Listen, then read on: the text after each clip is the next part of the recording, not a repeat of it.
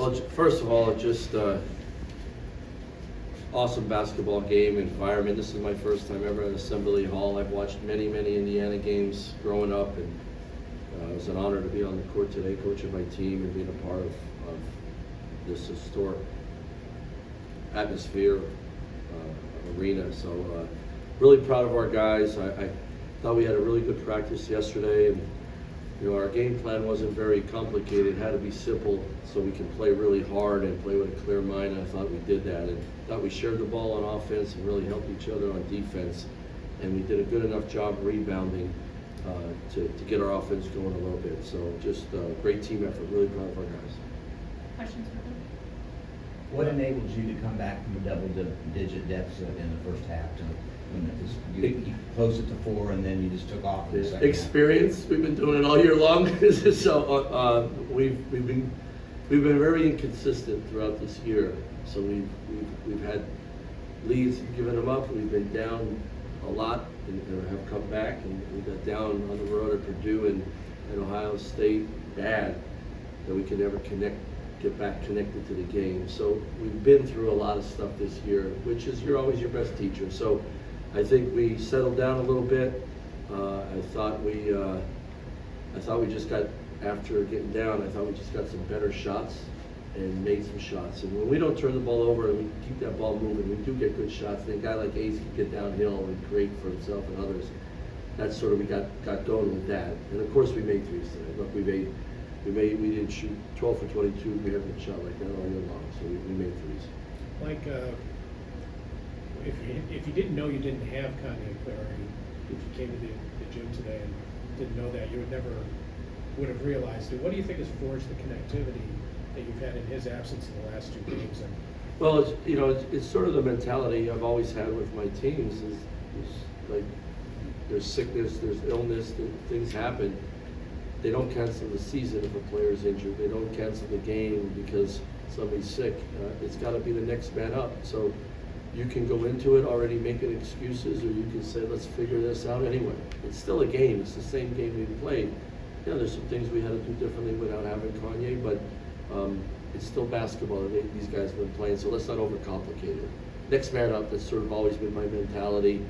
The next guy wants an opportunity. All right, you're going to get one no matter what today. Take advantage of it. Jameel did, and Zach did, and I thought Nick and DeMarco handling the ball really helped Ace without having Kanye. So, just be really unselfish, help each other, stay connected. When you're missing a good player, or you get in foul trouble, the next guy has to come up off the bench. It's like no excuses. That's the biggest thing in our program. We're not we call it 0% complaining. 0% complaining. We're not making excuses. Hey, the scoreboard's going to go on tonight.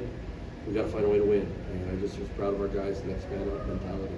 Coach, 22 points for Ace today, 13 of those in the second half. What is it about his leadership that makes him so good? Well, number one, he's just so competitive. I mean, really, the league doesn't know him like I do and some other people out there. He's just, his competitiveness is elite. Shooting drill, heck, playing ping pong, whatever it may be, it's elite. He wants to win more than anything. He would play today and not score a point or take a shot if he knew his team would win. That's the difference of him than a lot of other guys playing basketball. Winning to him is the most important thing. He's very unselfish. I always say he's a selfish winner, but he's an unselfish player. And I think that carries over. And he gives guys confidence because he's so tough. And it gives Zach and DeMarco and other guys confidence. So he had a great week, but I thought the biggest thing with him today, he didn't, and the other day against Rutgers, he didn't let anything bother him. He didn't get frustrated. He had a clear mind the whole time. And when you're a vet and you have played a lot of games and you have a clear mind, you usually play well. Or you're in the game to figure it out, and he did that. How much did your road victory over Rutgers help going in today? Although you got behind, you got behind, but I mean, it must have gave you some confidence knowing. Great question. Tremendous. Like we didn't win before the Rutgers game this week, so when you win on the road, then you can say, hey, we did it already. Let's try to do it again. And so without a doubt, and because not having Kanye, it gave other guys more time on Wednesday night as well at Rutgers on the road. So that helped again, experience-wise, coming in here today. So, all those all those things are good lessons and experience. Experience is your greatest teacher, and so it allowed these guys to understand, all right, I got my work cut out for me to come in here, but I did it the other day. Like, I know pressure defense is part of your philosophy, that's the way you guys want to play. Is that as effective as your pressure has been this year in terms of, not necessarily maybe in turnovers, but in terms of speeding Indiana up out of their mentality a little bit? Yeah, so we might not always turn people over, or good players over, or good teams over, but you're changing their plan of attack. You're changing their rhythm. They don't get into their run one of their plays or their sets at 22 on the clock. It might not be till 15, so now they can't get to the second or third level of their play. They might not get it smooth into an entry on the side, or we blow up a play and they got to reset it. Like all that stuff, we talk about that being a cumulative effect with our defense. So we did turn them over 13 times, great, but we had a 10-second call. It just changes your psyche. We had, I think at one time we were at 33 deflections. So we count deflections. You don't always get deflections, but it messes things up. So all that is, the one thing we talk about, we call it stunting, where you have the ball and I stunt like you think I'm coming to trap me and I don't, and you pull back your dribble. The guy guarding you now is back in front in a better defensive position on the ball. All that stuff adds up. It's all cumulative, and then the ball gets sailed sometimes, or you take a bad shot out of it, or you get sped up, or you're running the ball down from behind. So I could go on, and we work on all of it because there's just different ways to press teams to get them out of kilter. Hey, Mike, going back to the 12 made threes, how confident were you coming into the game that was something you could take advantage of against this IU team? We've been shooting the ball better, so we knew we needed to make some threes because you just can't get in front of the rim against Ware and Renew every time. They have to beat that ball up every time. But so I felt like we were going to get some good ones.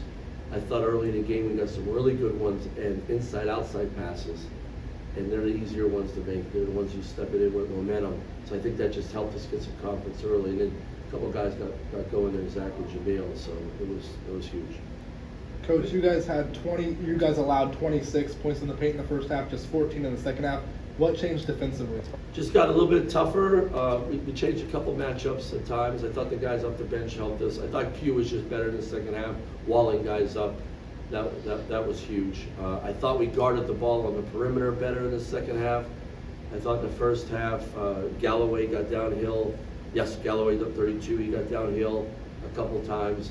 Just thought we guarded a little bit better on the perimeter, and I thought we walled up better at the rim. We've had some issues at the rim. Our defensive toughness at the rim, we're getting better at it.